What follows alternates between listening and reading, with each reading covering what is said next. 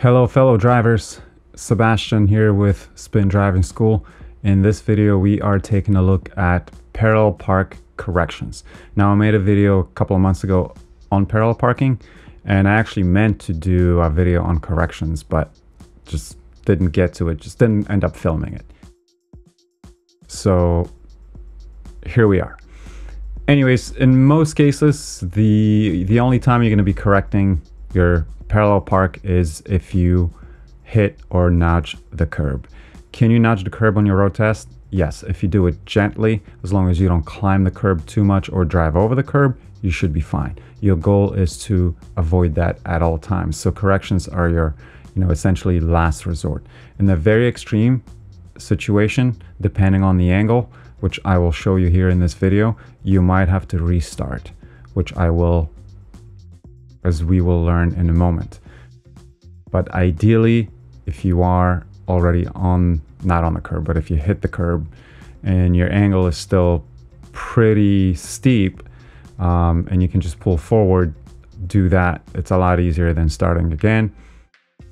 If you know how to correct parallel parking, then this video is not for you, but if you don't, check it out.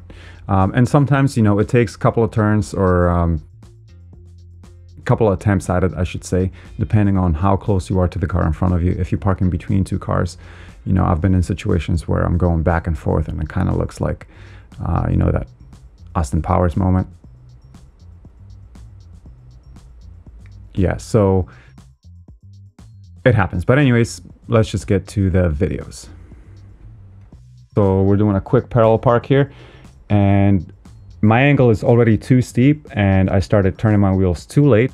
I've hit the curb. Now I still have lots of space in front of me, so I'm just going to pull forward. So you turn your wheels all the way to the right and you just pull forward.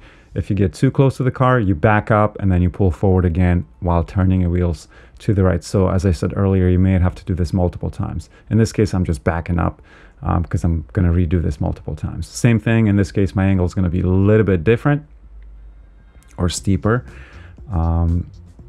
There we go.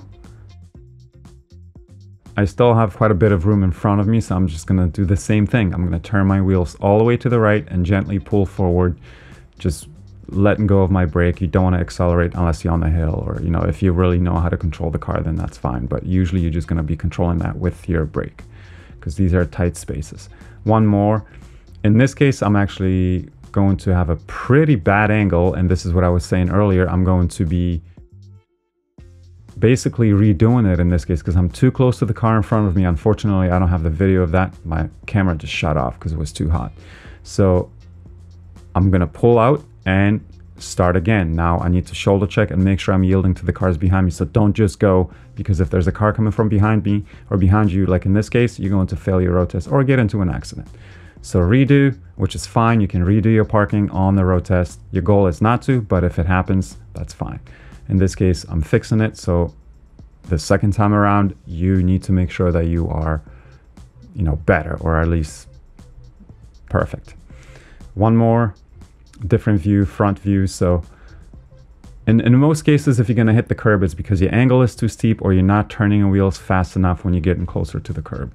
So if you hit the curb, just gently with the back wheels, turn your wheels all the way to the right. You see how much space I have here, and boom, there you go. We are done. So I do have a video on parallel parking. It will be linked at the bottom.